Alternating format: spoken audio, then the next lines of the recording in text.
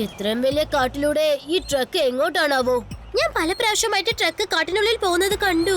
പക്ഷേ ഇവരൊക്കെ എന്തിനാണാവോ കാട്ടിനകത്ത് പോയിട്ടും വന്നോണ്ടിരിക്കുന്നത്? വരൂ രേവ, നമുക്ക് കാട്ടിനകത്തേക്ക് പോയി ഒന്ന് ചെക്ക് ചെയ്ത് നോക്കാം. ദിവസവും ട്രക്കുകൾ ഇങ്ങനെ കാട്ടിനകത്തേക്ക് പോയാൽ എന്തോ കുഴപ്പമുണ്ടെന്നാണ് അർത്ഥം.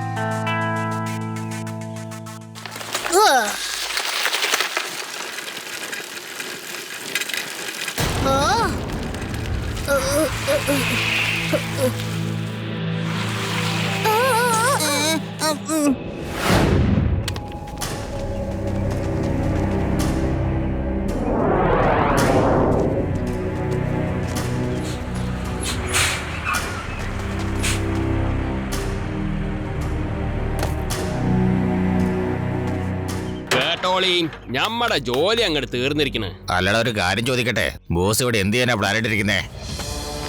അനക്കറിയില്ലേ, ഈ കാട്ടിലിപ്പോ വലിയ റിസോർട്ട് പണിയാനാണ് പുള്ളി ഉദ്ദേശിക്കണെന്നാ നമുക്ക് തോന്നണത്.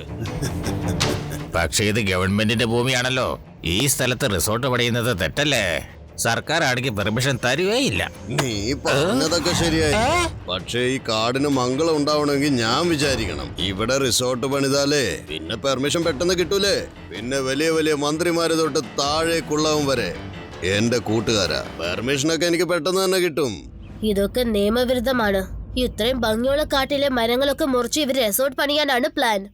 എത്രയും പെട്ടെന്ന് ലഡു സിംഗ് സാറിനെ ഫോൺ വിളിച്ച് ഈ കാര്യങ്ങളൊക്കെ അറിയിക്കണം. ലഡു സിംഗിനോട് നീ പിന്നെ പോയി പറയ്. ആദ്യം നിന്നെ കുറിച്ച് ഞാൻ മംഗൾ സിംഗിനോട് പോയി പറയട്ടെ. മംഗൾ സിംഗോ? അതാണ് ഞങ്ങളുടെ ബോസ്. മര്യാദക്ക് ഒച്ചയിടാതെ എന്റെ പുറകെ വന്നോ, അല്ലെങ്കിൽ എനിക്ക് ദേഷ്യം വന്നാലുണ്ടല്ലോ ഭൂമി പിളർന്നു പോകും, ആകാശം ഇടിഞ്ഞു വീഴും. അല്ല, ഞാനെന്താ ഇവിടെ പഴയ മലയാള സിനിമയിലെ ഡയലോഗ് പറയാണ്? ചൂട്ട കളയും ഞാൻ. തിരിഞ്ഞു നടക്കാൻ.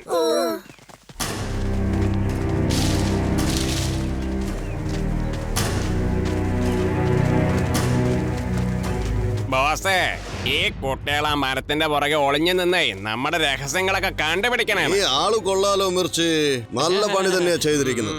കുട്ടികളെ വേഗം പറ, എന്തിനാണ് നിങ്ങൾ ഇങ്ങോട്ട് വന്നത്? അങ്കിൾ, നിങ്ങൾ എല്ലാവരും കൂടി ഇവിടെ ചെയ്യുന്ന ജോലി ശരിയല്ല. എല്ലാം എത്രയും പെട്ടെന്ന് നിർത്തിക്കോ, അല്ലെങ്കിൽ ഞാൻ പോലീസിന് ഫോൺ ചെയ്ത് ഇങ്ങോട്ട് വരാൻ പറയും. ഓ, ഈ കുട്ടി പോലീസിനോട് പറയൂ അത്രേ. വേഗം ഈ കുട്ടികളെ പിടിച്ചേ.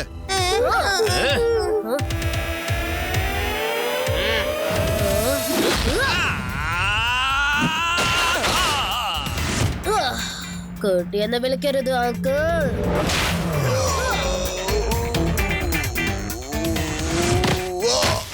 ശിവ എന്നാണ് എന്റെ പേര്. ഞാൻ ജംഗൽ മുഴുവൻ മംഗളകരമാക്കുന്നവനാണ്. പക്ഷേ നീ എന്നോട് ഗുസ്തി പിടിക്കാൻ വന്നിരിക്കുന്നു. പിടിക്കടാ അവനെ.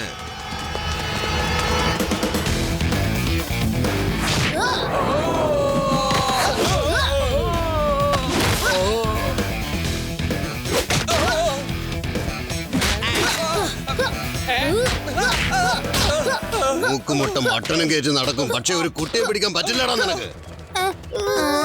കുട്ടി, ഇനി നീ അധികം ഫൈറ്റ് ചെയ്യേണ്ട ആവശ്യമില്ല.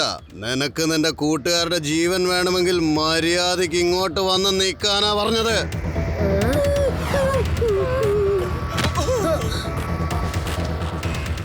ശിവ, നീ എന്തിനാ ഗുണ്ടകളെയൊക്കെ വെറുതെ വിട്ടത്? ഞങ്ങൾ ലഡു സിംഗ് സാർ ഇങ്ങോട്ട് വന്ന് രക്ഷപ്പെടുത്തുമായിരുന്നല്ലോ. ലഡു സിംഗിനെ അറിയിച്ചാൽ മാത്രമല്ലേ അയാൾ ഇങ്ങോട്ട് വരുള്ളൂ. എല്ലാത്തിനും കെട്ടിയിട അവിടെ.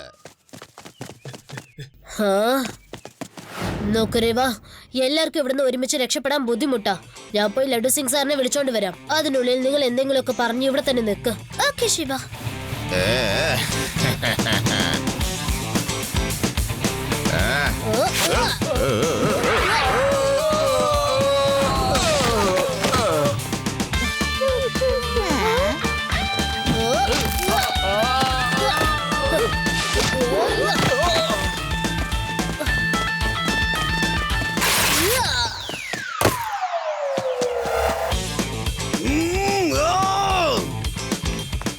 എന്തോ നാടാ മോന്തയ്ക്ക് ഇങ്ങനെ തുറച്ചു നോക്കുന്ന ചെന്നാ ചക്കനെ പിടിക്കേ.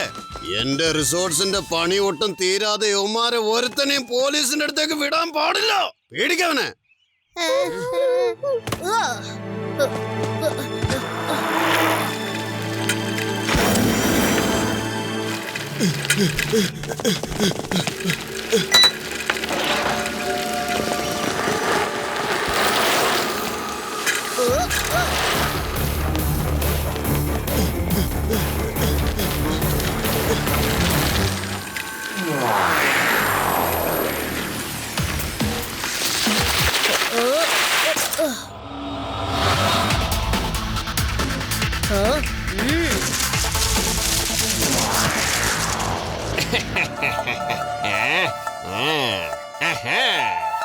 സൈക്കിള്.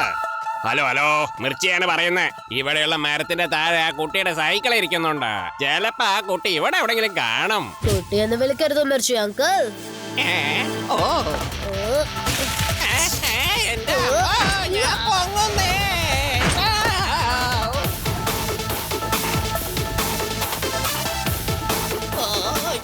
ശിവ, ശിവ എന്നാണ് എന്റെ പേര്.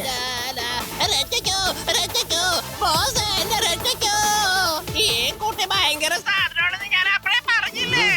ഈ കുട്ടി മരത്തില് തലയിലായി കേട്ടോ കുട്ടി. Hello laddu Singh sir. Yes yes Shiva. Okay ഞാൻ ഇപ്പൊ തന്നെ അങ്ങോട്ട് വന്നോളാം. നീ വെറുതെ പേടിക്കരുത്. ഒരു ഭാഗത്ത് അവിടെ ഇരുന്നാ മതി.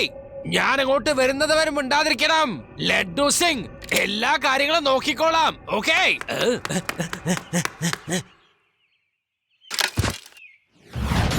Bye bye. Have a nice day.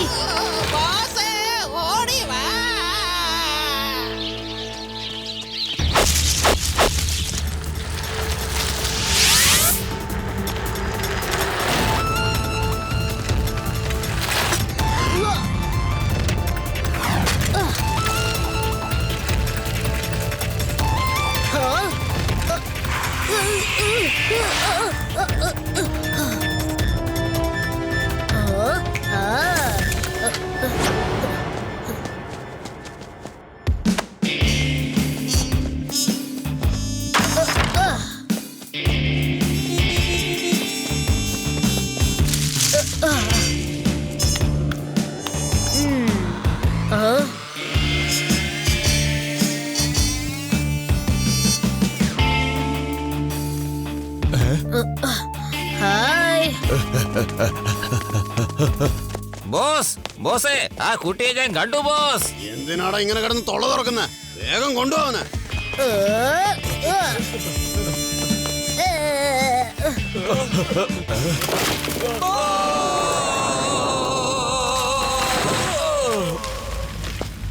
Tata.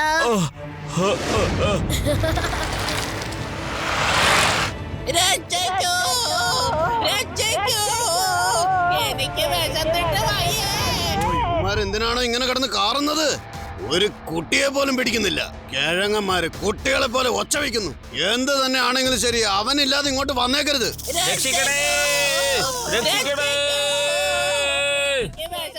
ആ കുരുത്തം കെട്ട കുട്ടി കാരണം നമ്മളിപ്പോ ആകെ കുഴപ്പത്തിലായല്ലോടെ.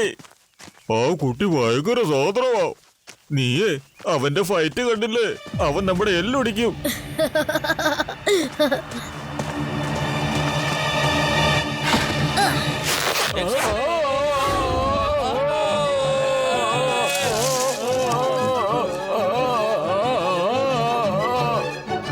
ഓ മണ്ടന്മാര്, കാശിന് കൊള്ളാത്തവന്മാര്, ഒരു കുട്ടിയെ പിടിക്കാൻ പറ്റാത്ത ജന്തുക്കളെ.